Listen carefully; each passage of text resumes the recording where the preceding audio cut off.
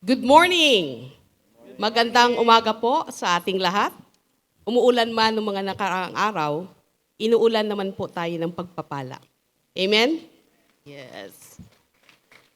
Psalms 100 verse 2 says, "Worship the Lord with gladness.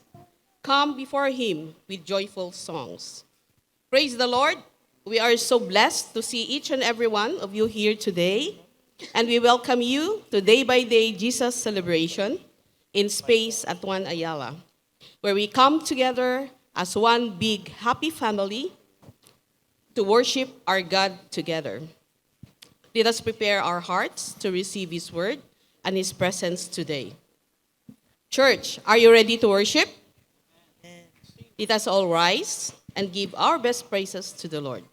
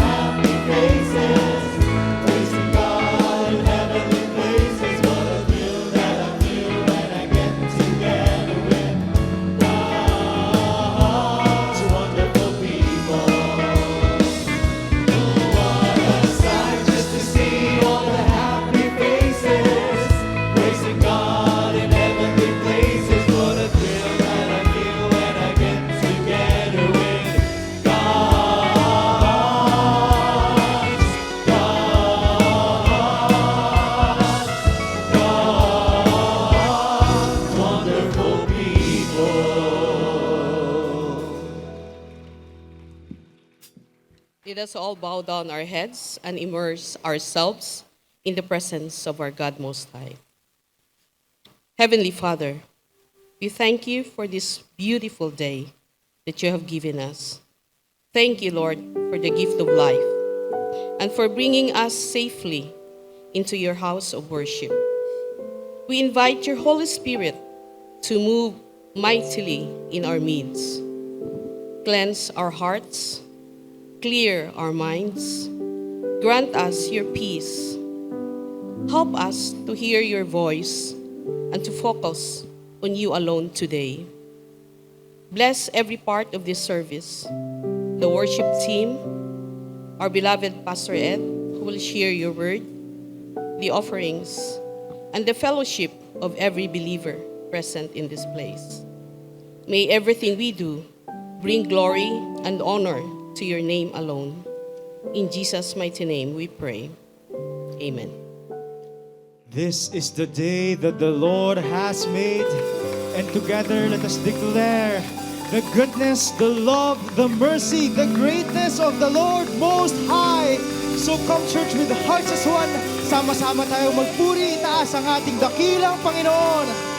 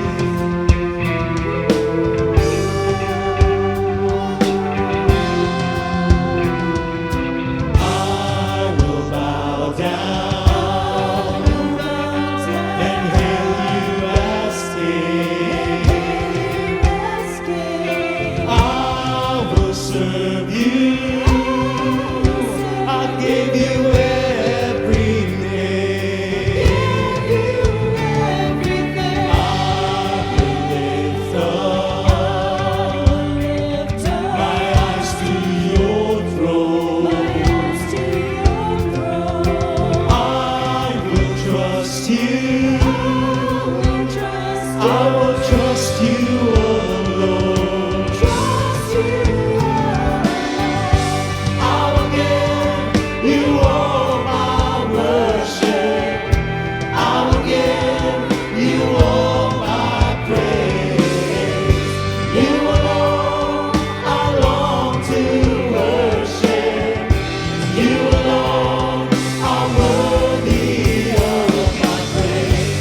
I will give you all my worship. I will give you all my praise. You alone I long to worship. You alone are worthy of my praise. I will give you all my worship. I will give you all my praise. You alone I long to worship. You alone are worthy of my praise. I will give you all my worship. I will give you all my praise. You alone I long to worship. You alone are worthy of my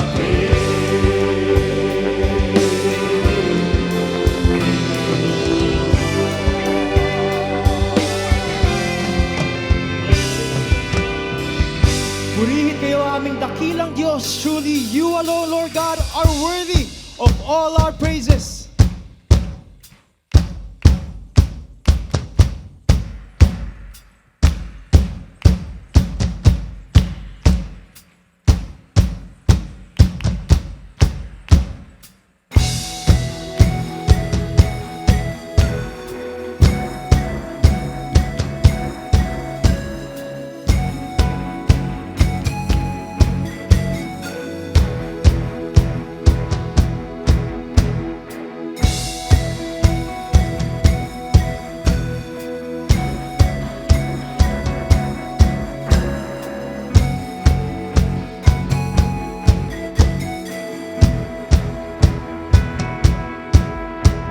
Biyaya niyo ay sagana, mapag-aruga't mapagkalinga.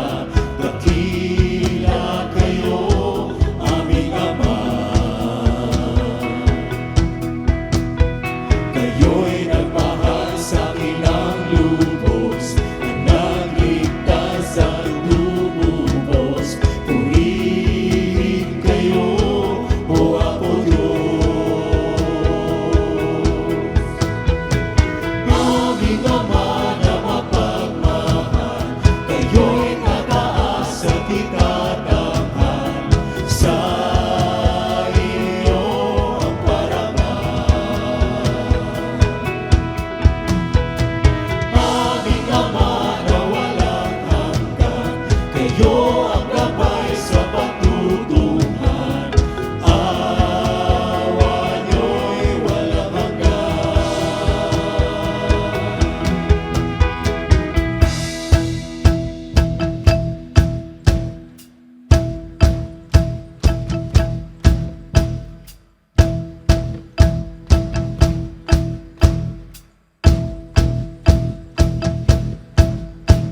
Sa takot aking takbuhan, sa bighati kayo ang sumbungan. Kalungan ko kayo, Ama. Nagtutuwid at gumagabay, nagmamahal at umaakay. Kayo'y tapat, aming Itaas.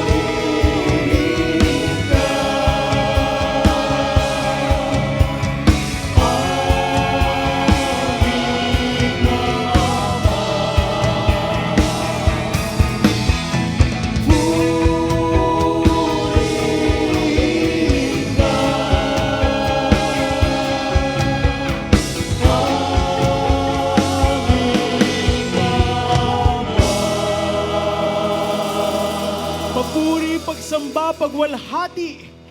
Tunay nga na kayo lamang, Panginoon, ang dapat papurihan, ang dapat naming pasalamatan.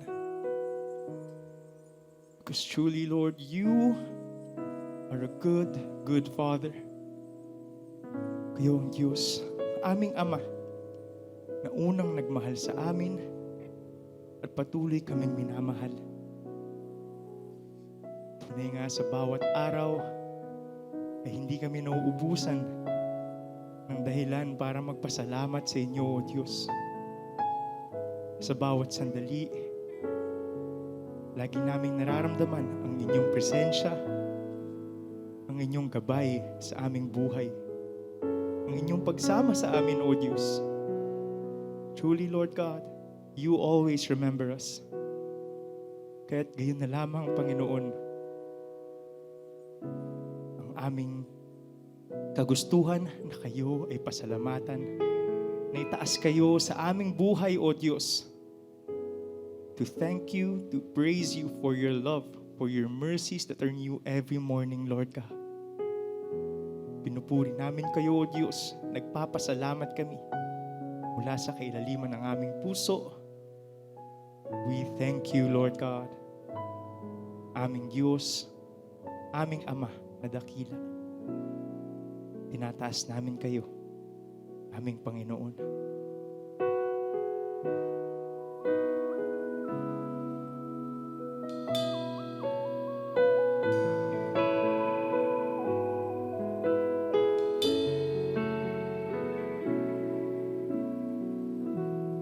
Dalangin ko'y makita ka,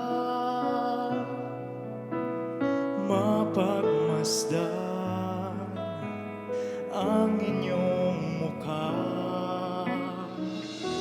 Hawin niyo ang ulap, nais masilaya, kaluwalhatian niyo. Dalangin ko'y makita ka, mapagmasdan ang inyong mukha. Hawin niyo ang ulap, nais masilaya, kaluwalhatian niyo.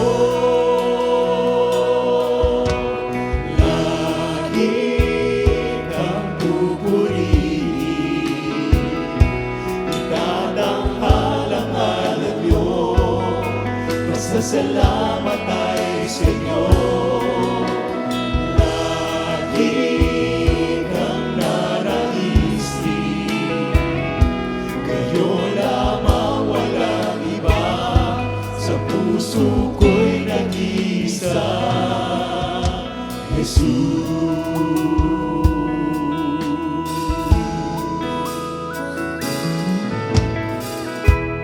Dalangin ko'y makita ka, mapagmasdan ang inyong mukha. Hawin niyo ang ulap, nais masilaya, kaluwalhatian niyo.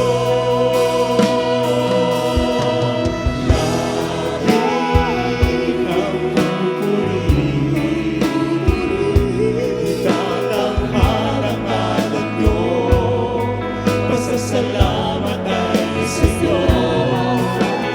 Lagi kang nanaisin, kayo lamang, walang iba. Sa puso ko'y nag-iisa, Jesus. Salamat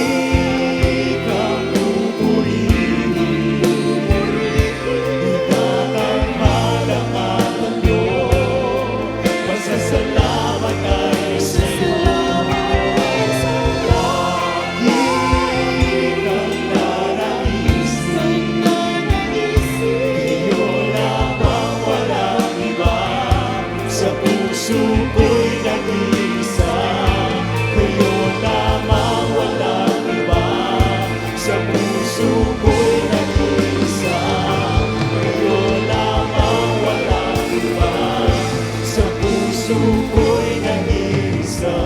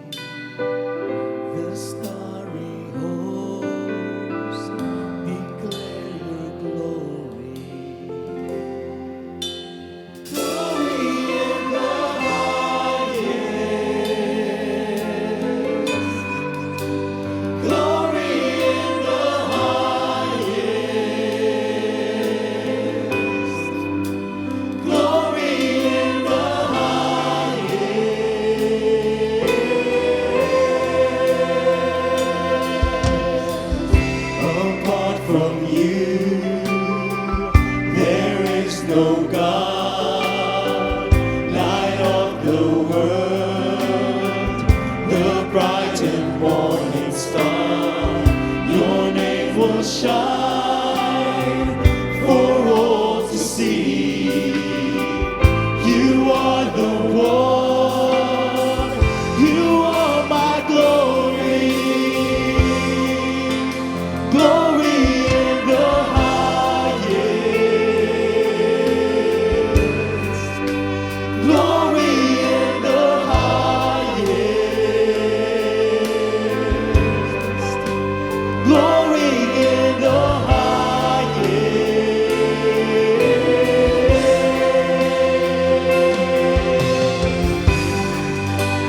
No one else could ever compare to you, Lord. All the earth together we declare your glory, glory in the highest. Glory in the highest. Glory in the highest. To you, Lord.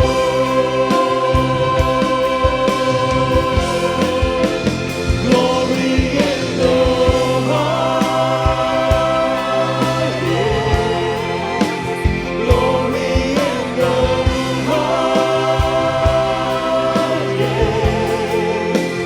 Glory in the highest. To you,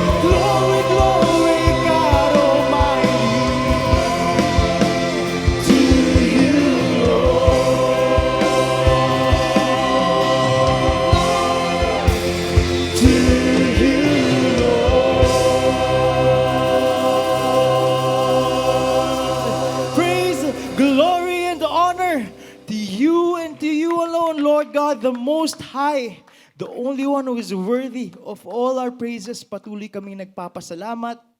Panginoon, tunay nga ang aming kagalakan na malaya kami nakakalapit sa inyo upang aming idulog ang aming pasasalamat, ang papuri sa inyong ngalan. At sa sandaling ito, dalangin po namin ay patuloy niyo po kaming pangunahan, patuloy niyo kaming samahan sa aming pakikinig ng inyong salita. This is our prayer in Jesus' name.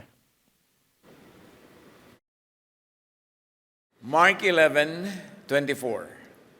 Ask for what you want in prayer. And if you believe that you have received those things, then they will be yours. Analyzein natin. Sabi, when you believe that you have received, naka-past tense na, then they will be yours. Naka-future. So, if you want it to happen in the future, you better believe that it already happened. Na talagang naganap na at naging totoo na. Sabi ni Jesus, maniwala kayong natanggap na ninyo at matatanggap nga ninyo. Kung ano ang ibig, kung ano ang kaibig-ibig, yun ang isipin, yun ang hingin, yun ang paniwalaan. Salamat, Ama. Dahil sa mga salitang ito ng iyong anak na si Jesus, ay nabibigyan kami ng liwanag kung paano mag-iisip, kung paano mananalig, paano hihingi sa inyo. Papaliwanagin niyo pa po.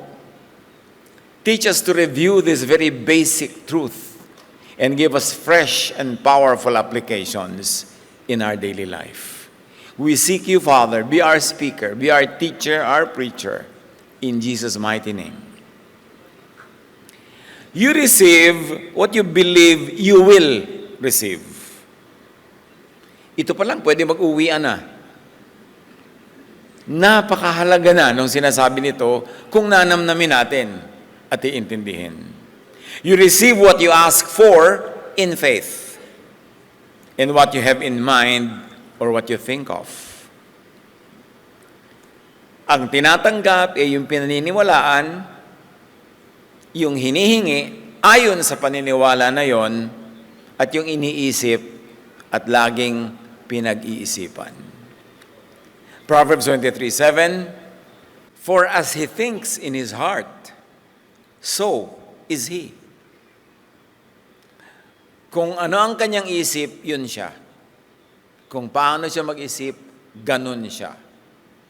Sa quantum physics, sinasabi, observation can influence the behavior of particles. If you like to pursue that a very interesting knowledge. But if not, then don't. The verses are enough.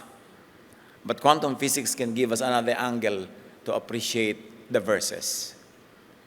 You receive what you ask for in faith. Bakit natin pinag-aaralan at review? Kasi ang daming oras ang nauubos, kada dasal, hindi naman natutupad yung dinadasal, wala naman nangyayari. Ang dami-daming iniisip na kabaligtaran ng siyang dapat mangyari sa buhay. Kaya kailangan nating unawain at idisiplina ang ating pag-iisip. You receive what you ask for in faith. Matthew 9:28-29, lumapit sa kanya ang mga bulag. Tinanong sila ni Jesus, naniniwala ba kayo na mapapagaling ko kayo? Opo, Panginoon. Hinipo niya ang kanilang mga mata at sinabi, mangyari ang ayon sa inyong pananampalataya. In other words, hinihipo ko kayo para mabuksan ang pinto, para mangyari ang magandang mangyari, pero ang mangyayari lang ay yung pinaniniwalaan nyo. Kahit anong hipo ang gawin ko dito, kahit anong bukas ang buksan ko ng pinto, pag hindi kayo naniniwala, hindi yun tatalab sa inyo. Kaya sabi, manalangin, humingi, ayon sa pananampalataya. Dahil marami namang humihingi, pero hindi naman sila naniniwala sa hinihingi nila. Hindi naman talaga yun ang pananampalataya nila. Hinihingi na lang para sa bibig sabihin, para masabing sinabi, pero ang totoo sa dibdib, sa kalalim-laliman ng puso, hindi naman naniniwala. Kaya ang tumatalab na paghingi, yung hinihingi ayon sa tunay na paniniwala. Luke 8:48, then he said to her, daughter, your faith has healed you. Well, Jesus could very well say, I healed you. Well, He is the healer. Pero it is the faith of the woman that allowed the healing to happen. Or procured the fulfillment of what she was asking for. Kung hipuin man niya ang damit ni Jesus, pero hindi naman siya naniniwala, hawak lang siya ng hawak doon, hindi rin matutupad. In other words, yung kalooban ng Diyos at yung ating kalooban dapat sang-ayon. Iisa para may mangyari. Matthew 21:21-22, sumagot si Jesus, tandaan ninyo, kung kayo maniniwala at hindi mag-aalinlangan, magagawa rin ninyo ang ginawa ko sa puno ng igos na ito. Hindi lamang yan. Kung sasabihin ninyo sa bundok na ito, umalis ka riyan at tumalon ka sa dagat, mangyayari ang inyong sinabi. Ano mang hingin ninyo sa panalangin ay tatanggapin ninyo kung naniniwala kayo. O ito pa lang gaano kahirap paniwalaan sa mga ayaw maniwala. Sabi ko, salita lang yan, pero alam nga masiyo ko sa bundok ng tumulong siya, tatalon nga. Hindi ka naman talaga maniniwala kung gano'n ang takbo ng iyong utak. So, don't expect na may mangyayari sa iyong panalangin. Again, an appreciation of quantum physics will help us see kung paano pwedeng yung bundok na yun tumalon in my reality, pero sa kanya na hindi naman niya pinapatalon ay nandun pa rin yung bundok, nandun pa rin yun ang reality niya. Pero yun nga ay mga malalim-lalim ng konting usapin na bagay puntahan ng mga masipag mag-aral. Kahit nga sa tinatawag na placebo effect, alam niyo yung placebo effect, alam ng marami sa atin yan. Yung a fake treatment can make someone better simply because they expect it to help. Yung minsan sinasabi nila, faith healing. Hindi lahat ng faith healing ay faith healing only, maaaring meron talaga may nangyayari. Pero merong dahil lang naniniwala ka, gumagaling ka na nga. Kahit wala naman talagang physical basis yung pinaniniwalaan mo. Kasi marami mga experiments yan. Ito proven na ito ng science, yung placebo effect. Sa mga ospital, sa mga laboratory and controlled conditions, groups of patient, bibigyan sila ng hindi naman gamot, pero pinaniwala silang gamot yon, gumagaling. Kahit hindi totoong gamot yung binibigay, dahil naniniwala sila. Ito yung tinatawag nilang placebo effect. Meron naman yung kabaligtaran, the nocebo effect. Yan ang opposite. Yung pinapaniwala ka na may side effect, yung gamot na iniinom mo, kahit wala naman talagang proven laboratory test that prove that meron ng negative effect. Pero dahil naniwala ka may side effect, nagkaka-side effect na. Kaya yung placebo effect, marami sa mga matatanda niyan, may sakit pero paniwalang-paniwala sila sa doktor nila. Pupunta pa lang kayo sa clinic, nagbibihis pa lang, gumagaling na. Magaan na yung pakiramdam. Kasi meron na agad effect dahil naniniwala. Paano kung totoong scientifically magaling yung doktor? Di lalo-lalo na. Pero kailangan maniwala ka. Paano kung ang pinaniniwalaan nyo sa buhay ay kayo'y malas? Paano kung pinaniniwalaan yung lagi akong biho sa pag-ibig? O pinaniniwalaan nyo kung walang mangyayari sa atin, wala tayong magagawa? Ganyan talaga yan. Sa palagay nyo, may magagawa kayo? Yung may problema pa lang, sasabihin, wala tayong magagawa. Yun ang paniniwala mo, di yun ang magaganap. Wala kang ang magagawa. You receive what you have in mind, what you think of. James 1:6, subalit ang humihingi ay dapat magtiwala sa Diyos at huwag mag-alinlangan, sapagkat ang nag-aalinlangan ay parang alon sa dagat na itinataboy ng hangin kahit saan. In other words, wala siyang maaasahan. John 14:13-14, and I will do whatever you ask in my name, so that the Father may be glorified in the Son. You may ask me for anything in my name, and I will do it. Ibinubukas ni Jesus yung possibility for what we call impossible. That it is possible when asked in His name and in faith. Acts 3:6-8. Ngunit sinabi ni Pedro doon sa lumpo na namamalimos, yung wala akong pilak o ginto. Ngunit kung ano ang meron ako, ay siya kong ibibigay sa iyo. Sa pangalan ni Jesus na taga Nazaret, tumayo ka at lumakad. Hinawakan niya sa kanyang kamay ang lumpo at itinayo. This is what some scientists might call a contact transfer. Noon day lumakas sa mga paa at buong bukong ng lalaki, palukso itong tumayo at nagsimulang lumakad. Hindi lang tumayo dahan-dahan, palukso. Naniwala siya. Napapagalingin siya sa ngalan ni Jesus. At siya'y lumukso at sumunod sa mga nagpagaling sa kanya, papasok sa bahay dalanginan. Now, studies say many things about the mind and body connection. Research in psychology and medicine shows that mental states can influence physical health stress. For example, can lead to adverse health outcomes, while positive thinking can enhance well-being. Mga proven na yan sa mga pag-aaral. Na yung attitude ng pasyente, ang laki ng factor sa kanyang paggaling. Pag negative yung attitude mo, hindi ka halos tablan. Baka negative pa ang maging effect. Bantayan, pag-ingatan, piliin ang iniisip. Ano ang laman ng isip nyo? Doubt? Siguradong para kang sinisiklot-siklot ng alon. Punta dito, punta doon, likod dyan, taas, baba. Kasi doubt. Anong iniisip natin tungkol sa ating anak? Walang pag-asa itong batang to. Anong iniisip tungkol sa iyong sarili? Anong iniisip natin tungkol sa bayan? Tungkol sa ating pagkamamamayan? Tungkol sa ating lipunan? Lagi na lang nating nilalait ang ating mga sarili. Pilipino kasi, tayong mga Pilipino. Lagi nating iniisip, lagi natin sinasabi. At kung yun ang pininiwalaan natin, ayan, nagkakaganyan-ganyan nga. Ba't hindi natin i-bless ang bayan natin? Ay, Pilipino tayo, gagaling tayo. Simulan sa isip. Pero pag negative agad, anong inaasahan nating positive na mangyayari? Proverbs 4:23, above all else, guard your heart, for everything you do flows from it. Or of course, you could interchange heart or mind.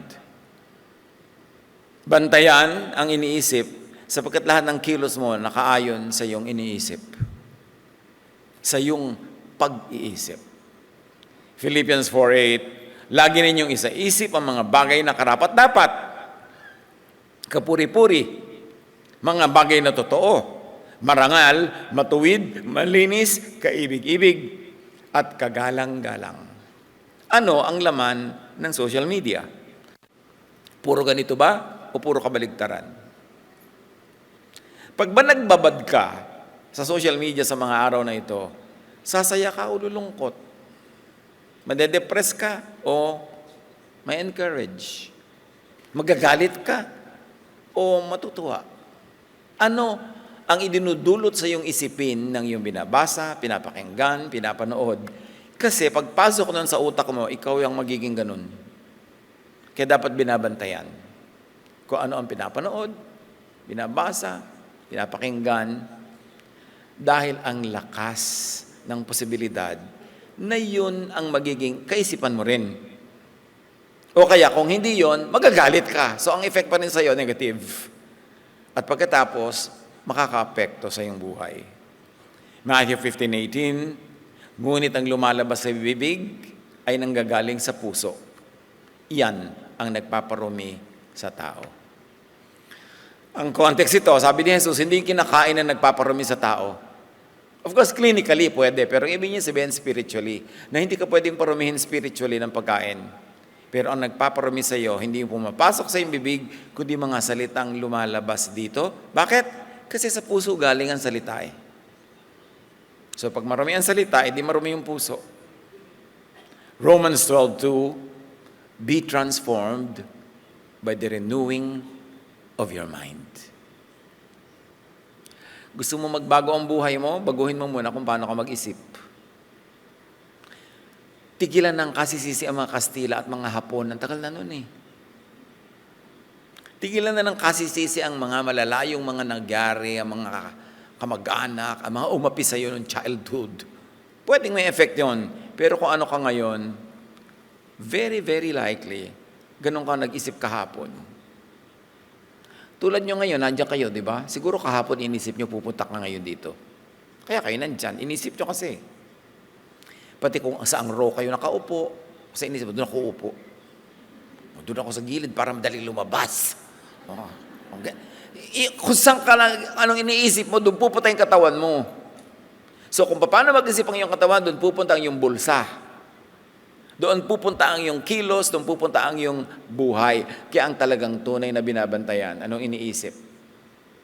At ano-ano ang pinanggagalingan ng mga kaisipang pumapasok sa ating utak, yun din ang dapat bantayan. Kaya sabi, gusto nyo magbago, simulan nyo sa pagbabago ng isip. Proverbs 21:23, those who guard their mouths and their tongues keep themselves from calamity. Calamity that would come from their very own thoughts, from their very own words. At diyan tayo madalas malibang. Hindi tayo watchful sa sinasabi o iniisip. At kung hindi natin talaga babantayan o didisiplinahin, most of the time, negative ang takbo ng ating isip at bibig. Maghanap ng kapintasan, ng reklamo, ng mga nakakainis, ng nakakagalit, ng mga hindi nakaka-edify, nakakapagpahina ng loob, nakakatakot. Ang dami-dami na nakakatakot sa mundo, ang marami pang mga religious teaching, manakot, imbes magbigay ng pag-asa. Magpagilty, imbes magbigay ng luwag ng loob na nagmumula sa pagpapatawad ng Diyos at pag-unawa sa kabutihan ng Diyos. Kaya nagkakahirap-hirap lalo ang buhay. Yung cognitive behavioral theory, sabi ng mga pag-aaral, thoughts influence feelings and behavior. Natural. Changing negative thought patterns can lead to better emotional and physical outcomes. Kaya minsan, bakit ganyan ang mukha mo? Kasi ganyan ang laman ng isip. Ang dali naman basahin sa mukha kung ano laman ng isip. Liban na lang yung mukha niya, na-train na niya maging maskara. Pero talagang lumalabas. Sabi nga nila, ang mukha daw ay salamin ng puso. Kasi lumalabas. Dahil talagang may effect ang ating iniisip. At pag naapektuhan ang pag-isip, yung lang facial expression, di lalo namang naapektuhan yung actions, yung mga gagawin actively sa buhay na ito. A self-fulfilling prophecy, according to the Pygmalion effect, occurs when a belief or expectation brings about its own fulfillment. These are studies in psychology. For example, if someone believes that they will succeed, their actions may lead them to success, as expectations can influence behavior and outcomes. Halimbawa, estudyante, naniniwala siya na siya ay magiging top-performing student, yung paniniwala na yon will translate to action. Lalo siya nag-aaral, lalo siya nagbe-behave, lalo siyang present, lalo siyang punctual. Therefore, yung nagkakaroon ng self-fulfillment, yung kanyang paniniwala. Pero kung ang paniniwala ng estudyante, babagsak lang ako dyan, walang mangyayari, sayang lang ang pagod ko. Lahat ng gagawin niya patungo doon. Tamad siyang umaten, tamad siyang mag-aral, hindi siya nagsisikap. Self-fulfilling yung kanyang prophecy na yon about himself. So ano ang inilalagay natin sa utak ng mga bata about themselves? Kasi pag naitanim natin sa utak nila yung ano man yun, madalas, yun ang gagawin nila na little things that will lead to that big thing. Na ikaw, good for nothing ka. Wala mangyayari sa buhay mo. Negative words coming from negative thoughts, asa palagi nyo magkaka-positive effect? Importante. Pero siyempre, may extreme din yan na kabaligtaran na sobrang mga pinapaniwala na pagkaganda-ganda yung anak mo. Di ba? Tapos hindi naman pala. So dapat realistic lang yung sinasabi mo para realistic din ang gagawin niya sa kanyang buhay. Believe in, think, and speak of what you want. What do you really want in life? What do you want to happen to your marriage? For instance, if you are married, gusto mo ba yung maging matagumpay? Ano sinasabi ng bibig mo? Yung asawa ko naman, ganito, ganon. Pagkakasama mo ng mga kaibigan mo, anong words na pinagsasabi mo dyan? Kasi out of the abundance of the heart, the mouth speaks. And whatever comes from the heart is your real truth. Therefore, it will become your truth. Because naisip mo na, mangyayari na. Control your thoughts. Nandyan ang tunay na battleground. Proverbs 18:21, the tongue has the power of life and death. The tongue, a symbol of mind or thought, of faith, has the power of life and death.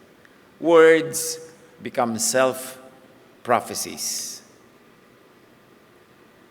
Bless people with words. Encourage people with words.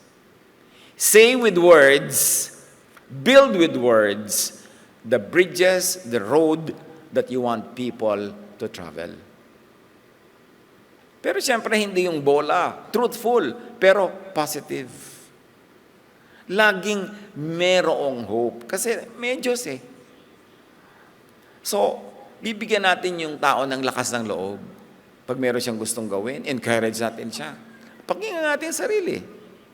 Mark 11:23, kung kayo'y nananampalataya sa Diyos at hindi kayo nag-aalinlangan, maaari yung sabihin sa bundok na ito, tulad nga ng nabasa na natin, umalis ka riyan at tumalong ka sa dagat at ito nga'y mangyayari. I believe that there are many levels of realization of these words of Jesus. From the extreme physical reality na pwede mangyari ito to symbolism. Pero lahat ng ito, yung degree ng pangyayari nito, sang-ayon sa degree ng ating pananalig. Neuroplasticity refers to the brain's ability to reorganize itself by forming new neural connections throughout life. This means that our thoughts and experiences can physically change our brain structure. Proven na to.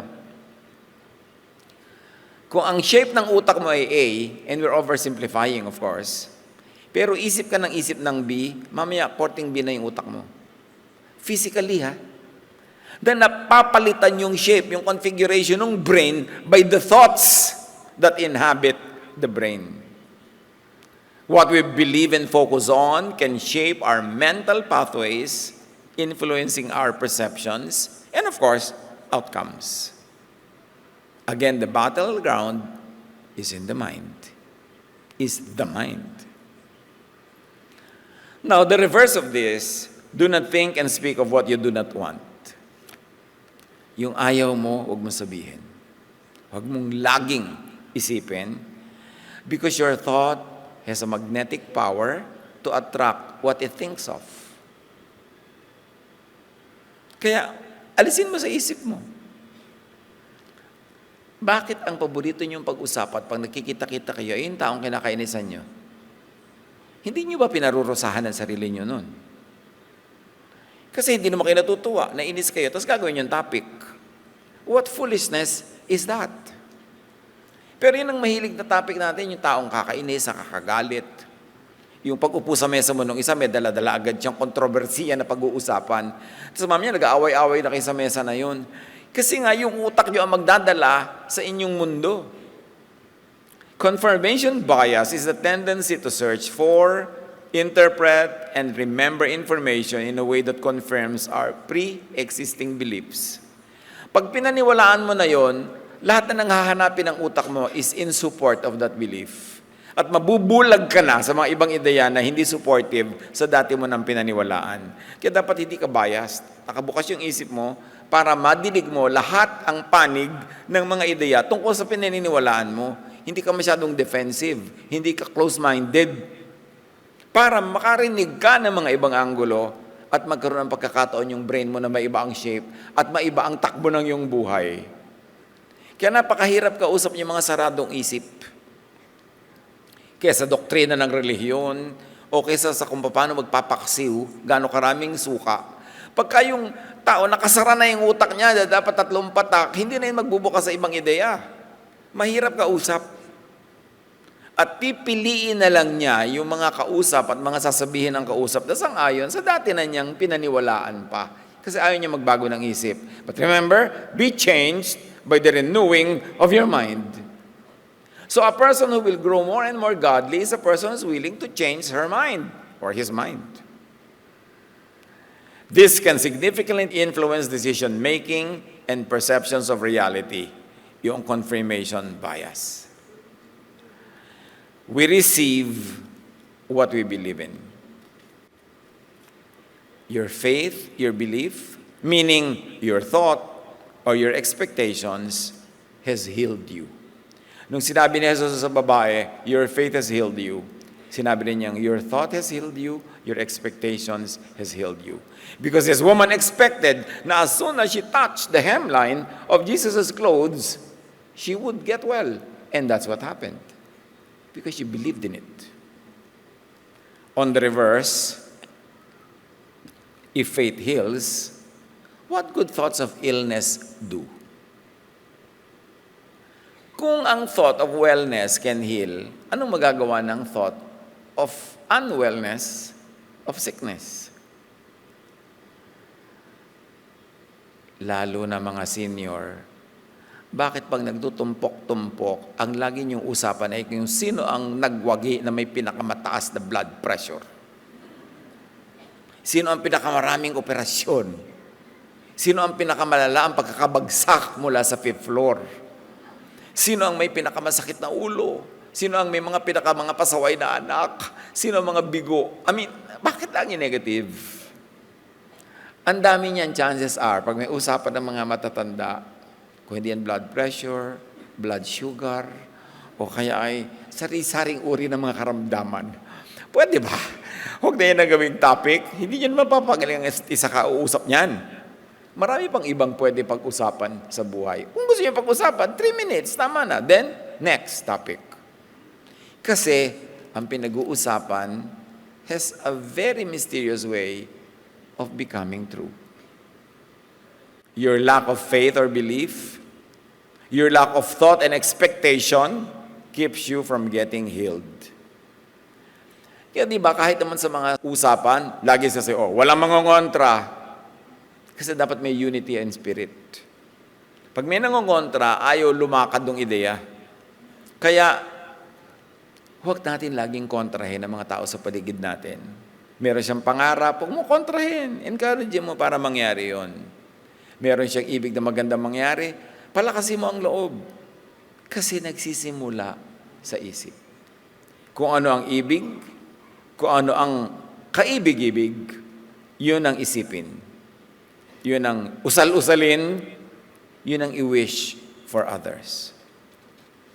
Coined by Carl Jung, synchronicity says it is focusing on certain outcomes can lead to experiences that resonate with those beliefs.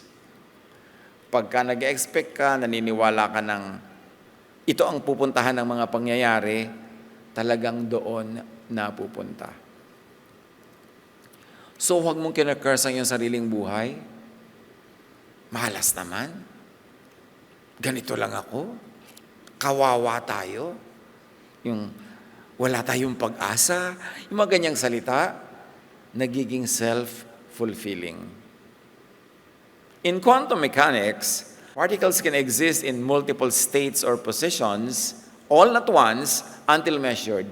In other words, maraming version ng reality na sabay-sabay, maraming potential, pero yung focusan mo, isipin mo at gawin mo, yun ang magiging totoo sa buhay mo.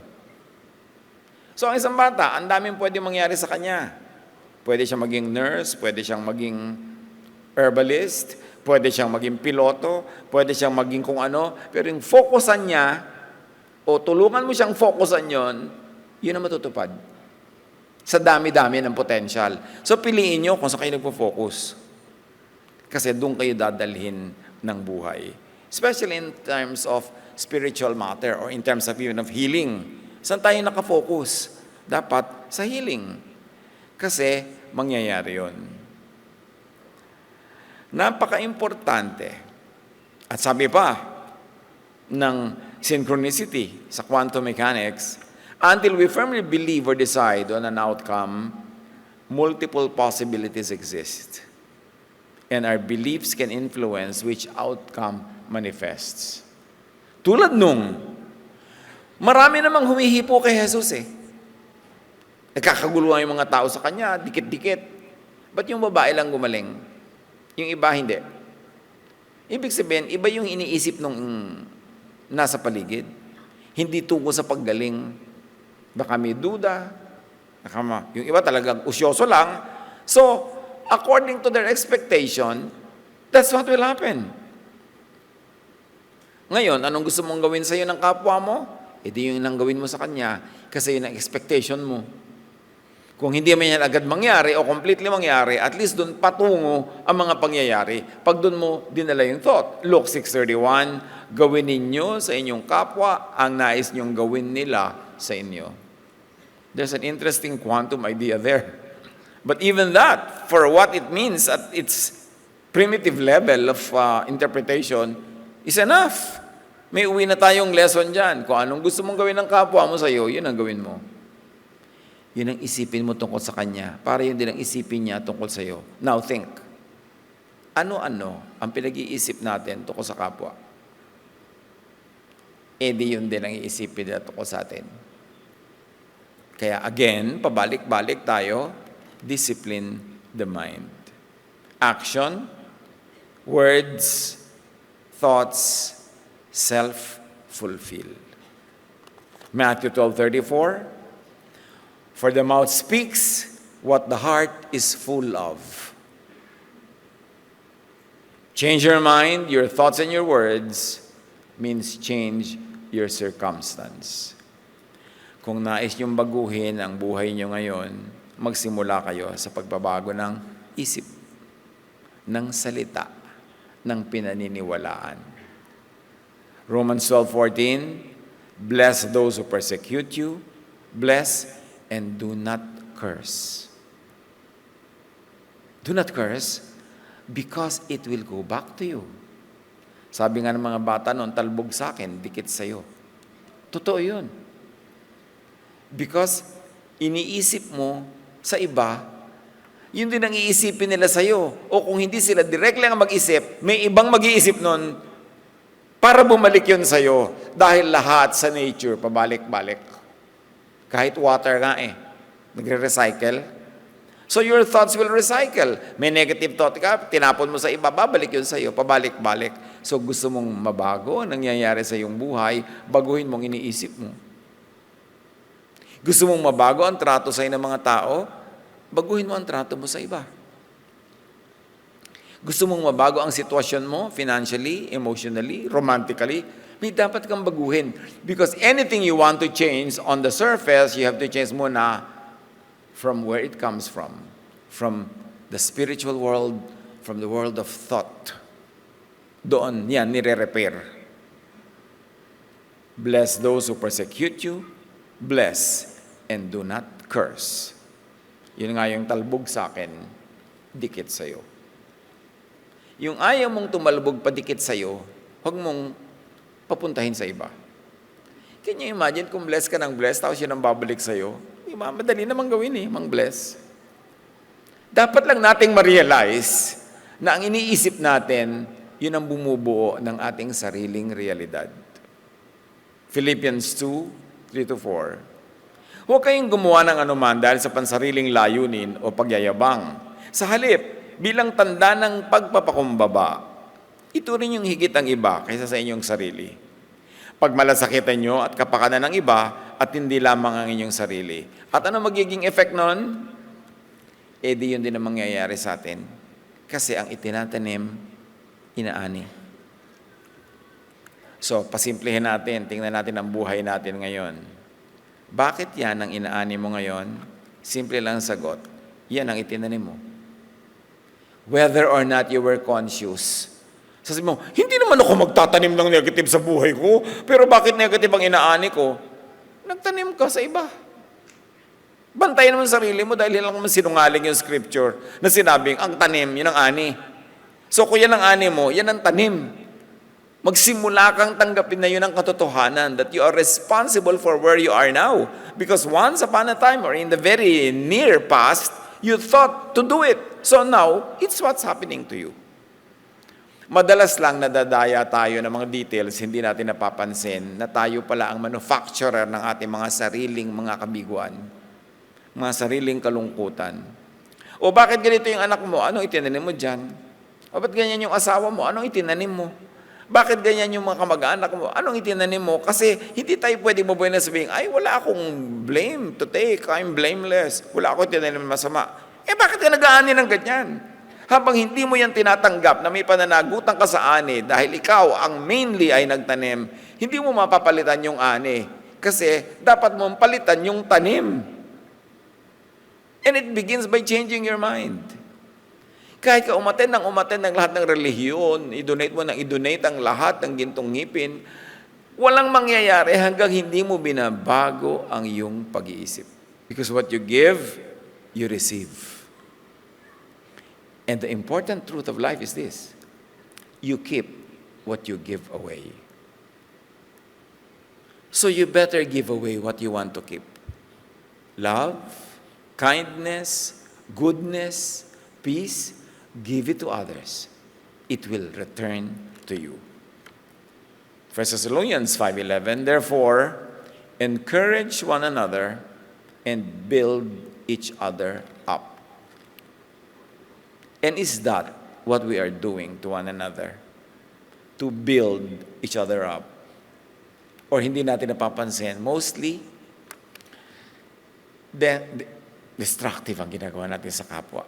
Sa maliit o malalaking bagay, sa mga comment, sa pagsasalita, sa paninira. O paninira lang ng loob nila. Lahat yan babalik. Yan ang sinasabing dikit sa'yo at sa akin din. Pag may ginawa ako masama, may effect sa'yo, may effect din sa akin. Pero pag may ginawa ako mabuti sa'yo, may effect sa'yo, may effect din sa akin. So gawin na lang natin yung mabuti. Gawin na lang natin yung tama. Piliin. Kaya nga ang title natin ay yan. Kung ano ang ibig, kung ano ang kaibig-ibig, yun ang isipin, yun ang sabihin. Yun ang gawin sa iba. Yun ang tanggapin. Kasi yun ang iniisip. Panginoong Diyos, salamat po. Dahil napakasimple ng nais naming mensaheng makuha sa inyo ngayon. Ma-analyze, mag-self-study kami kung ano ang pananagutan namin sa mga nangyayari sa aming buhay, sa aming kalusugan, sa aming finances, sa aming emotion. Surely meron kaming pananagutan. Turuan mo kaming makita yon at tanggapin yon ng aming responsibilidad at baguhin ang mga dapat baguhin. Na kung hindi namin ibig ang nangyayari sa aming buhay, isipin namin kung yung bang ibig namin na talaga namin iniisip, sinasabi, at pinupuntahan. O kabaligtaran sa tunay na ibig namin ang nangyayari dahil ang salita namin, ang kilos namin, ay kabaligtaran ng mga tunay namin gusto mangyari. Help us to analyze. Show us the deception so that we can be free with your truth and by your truth na kami, ang aming isip, ang aming pananalig, ang siyang tatanggap ng mga napakaraming pagpapala na willing mong ibigay sa amin. Teach us our side of the bargain, kung ano ang aming pananagutan para yung maganda yung kalooban ang maganap sa aming isip. Pagbulay-bulayan natin mga kapatid, spend some time in silence. Isipin natin, reviewin natin, ano bang content ng ating utak? Anong pinag-iisip natin? Ano pinagsasabi natin? When we talk to people, what thoughts do we allow to linger in our minds, to get out of our mouths, and to get into other people's minds? Because warfare is in the mind. Lord, as your people silence themselves before you, may you give us very special personal revelation in our self-examination. Be with the Lord in silent reflection.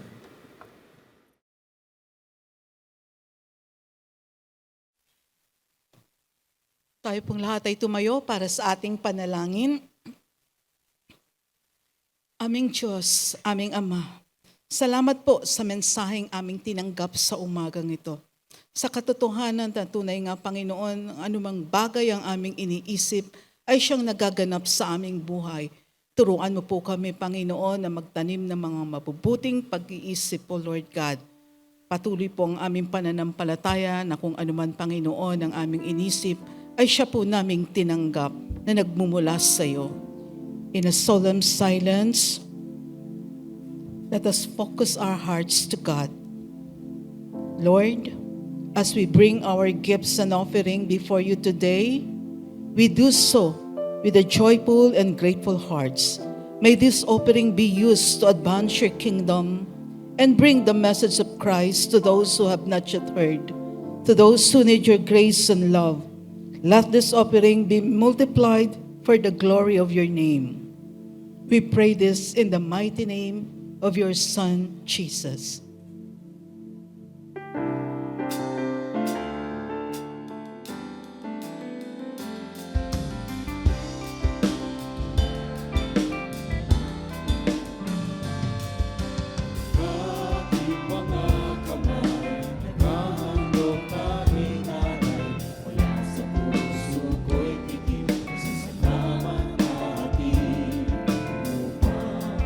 Salita niyo ay pala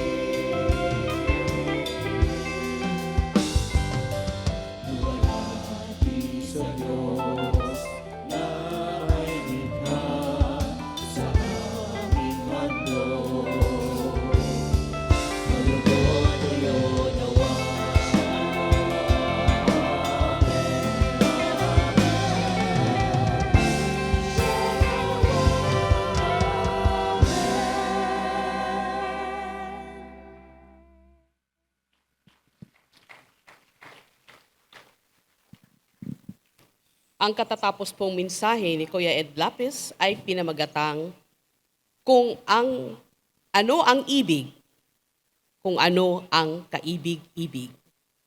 Kaninang alas 7 ng umaga, 7 a.m. Jesus Celebration po, ibinahagi din po ng ating mahal na Kuya Ed ang mensaheng ang pamagat ay itugma ang timing. At kaninang 9 a.m., ibinahagi din po ang mensaheng may pamagat na bad news. Ngayon naman po ay nais po namin hilingin ang ating mga kapatiran na mga first-time attendees, guests, balikbayan o balik probinsya po na tayo po ay tumayo upang kayo po ay aming ma-recognize or makilala.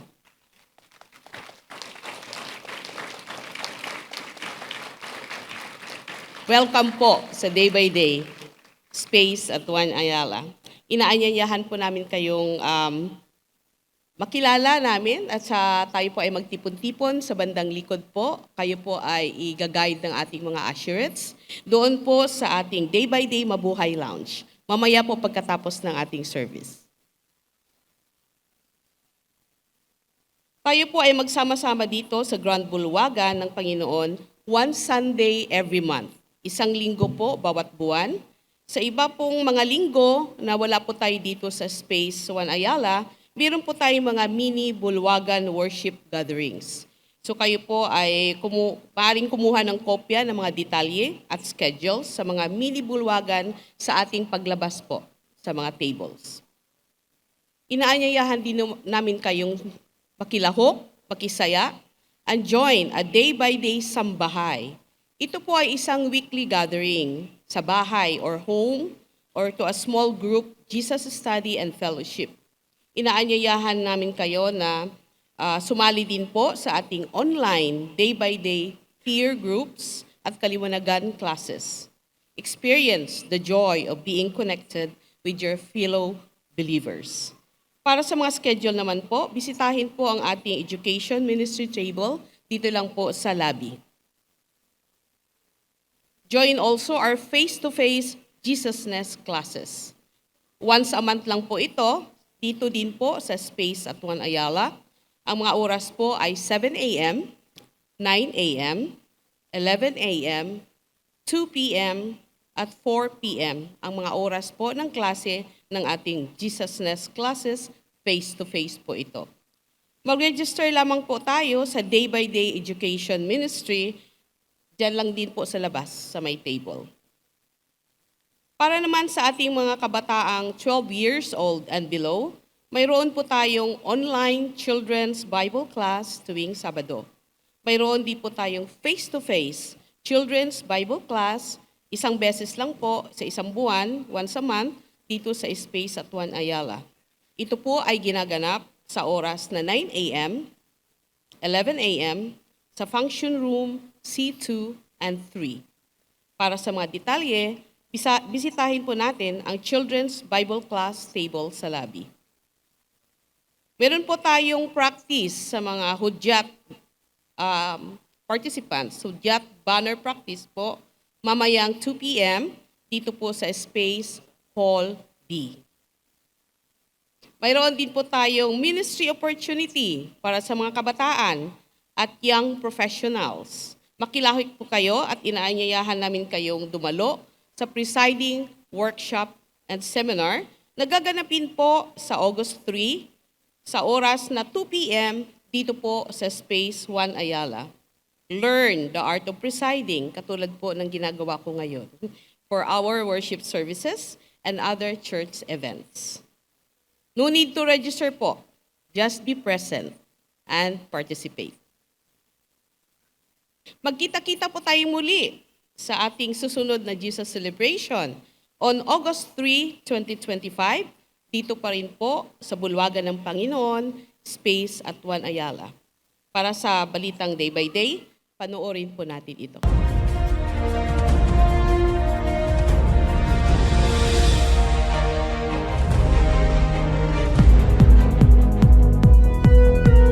Noong June 15, ipinagdiwang natin ang 40th anniversary ng ating kapatirang Day by Day. Happy 40th anniversary, Day by Day!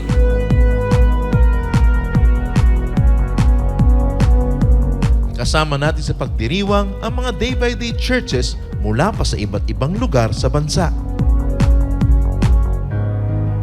Dito, ipinag-pray ni Pastor Gami Alba ang mga day-by-day pastors kasama ang mga ministry leaders at iba pang mga volunteer workers. Aming Diyos, aming Ama, sa kamangha-manghang napakaraming bagay na ginawa mo sa day by day, Panginoon, ang isa sa napakalinaw na tanda ng iyong pagmamahal ay ang pagtawag mo sa mga manggagawang ito para maging lingkod mo sa ilalim ng day by day. Isa sa mga naging gawain nung araw na yon ay ang ating ministry fair sa lobby.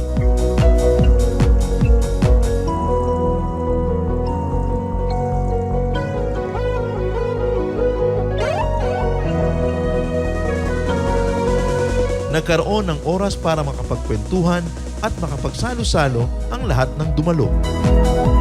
Nagpatuloy ang selebrasyon ng isang pagtatanghal na handog ng ating kaloob Philippine Music and Dance Ministry.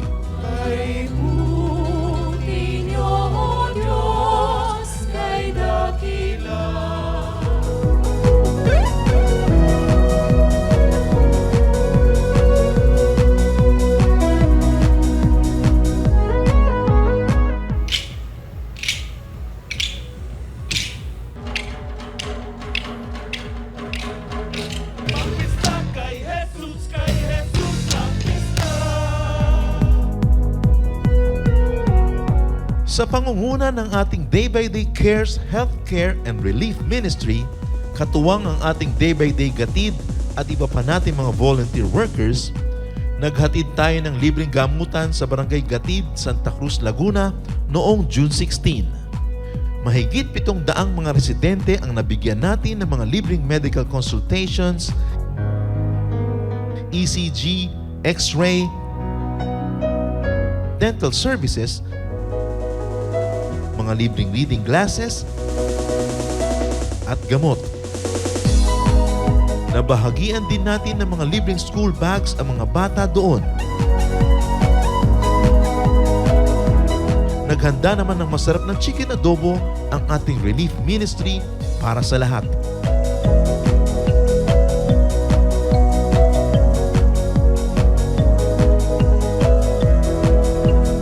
Noong July 13, ginanap ang unang Jesus Celebration ng ating Day-by-Day Mini-Bulwagan Twins K Raksabago. Ang Day-by-Day Twins K Raksabago ay ginaganap tuwing linggo 4 to 5:30 p.m. sa Twins K Compound, 601B, Raksabago Street, Tondo, Manila. Papuri para sa kataas-taasang Diyos na buhay!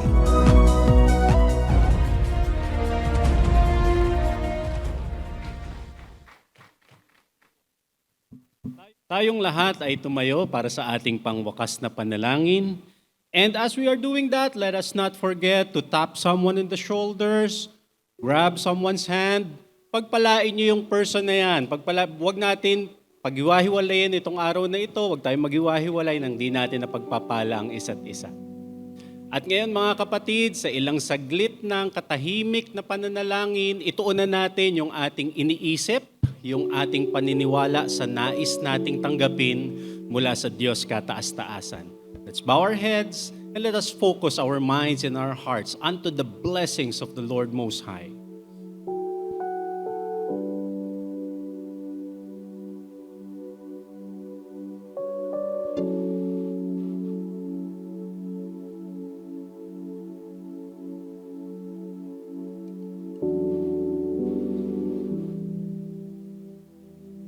Ama naming Diyos, aming mapagmahal na Ama, Diyos kataas-taasan, amin na pong tinatanggap, amin na pong pinanghahawakan ang lahat ng tugon ninyo sa aming mga panalangin.